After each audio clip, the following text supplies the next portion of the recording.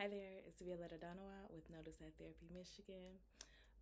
I am here to share another book that I love, and I think it is a resource for relational healing, and it is called Dignity: Its Essential Role in Resolving Conflict by Donna Hicks, PhD, and there is a foreword by Desmond Tutu. I learned about Dr. Hicks many years ago. I was actually invited to Harvard Divinity School to do a training under her, but because my father was sick, I wasn't able to go. But I have loved her work ever since. And so I just want to read something really quick, an excerpt, and give people the liberty to go and do research or find the book or go to the library and research the author, etc. themselves. But there's something really important that I want to comment on. And I think I hear people say things like, individual therapy isn't enough because we need community, and that is actually true. Like, I am not here to debate that, but what I do want to say is that sometimes when we do the inner work necessary, we automatically either open a door or situate a door that can be opened later inside of our relationships, because when we change, we end up creating change naturally inside of our social environments. Now, again, that doesn't mean just because we change, other people change, or just because we change now, we can put all this responsibility on other people to change just like we changed. But either a door has opened or a door has been situated that allows an opportunity for change inside of our relationship dynamics that might not have been there before if we hadn't done some of our inner work. Here's an example. There's a chapter in this book, Dignity, by Dr. Hicks, called The 10 Temptations to Violate Dignity.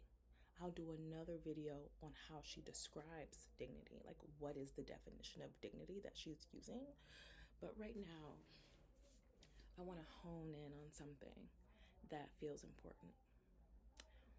One of the 10 temptations to violate dignity of someone, it's so common.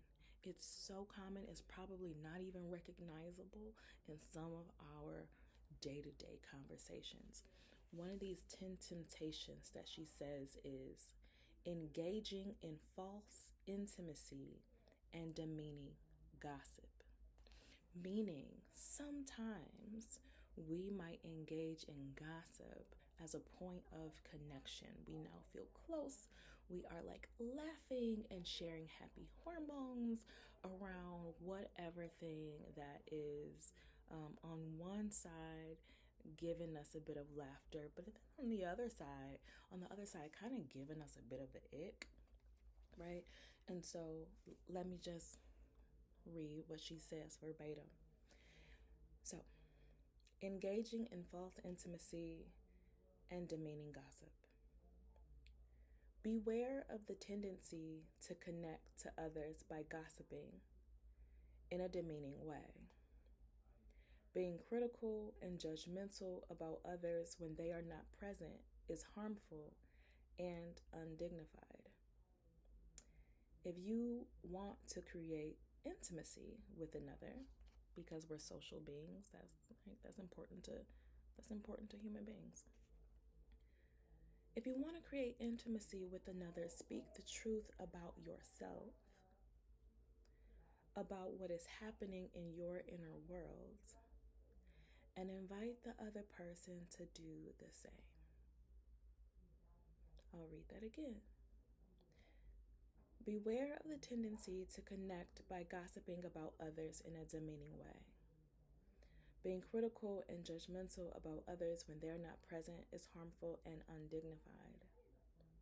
If you want to create intimacy with another, like emotional intimacy, a sense of connection, a sense of belonging, etc., speak the truth about yourself, about what is happening in your inner world, and invite the other person to do the same.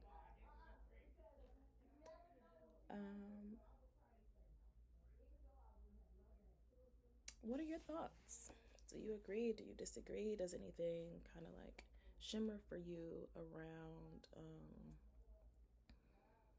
this idea of false intimacy, right? If there's a false intimacy, then perhaps that means that there's an authentic intimacy. And how do we discern the difference? How do we carry that discernment inside of our social interactions with others, especially our closest relationships?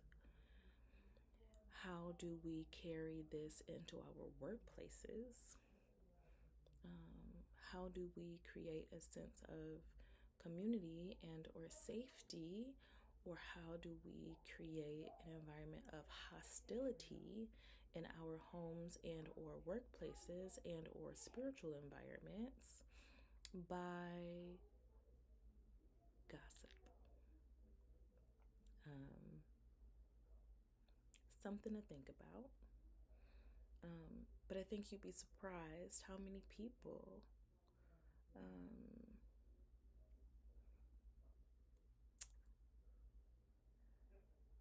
how many people's inner voice is guided by a critical and judgmental nature.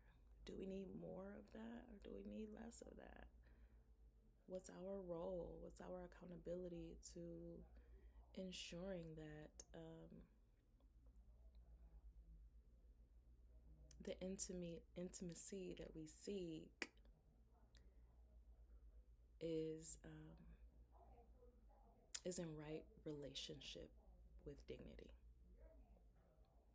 So I hope you appreciate these reflections. Again, this book is called Dignity: Its Essential Role in Resolving Conflict by Dr. Donna Hicks. And there's a foreword by the late Archbishop Emeritus Desmond Tutu. Alrighty, y'all take care. Bye.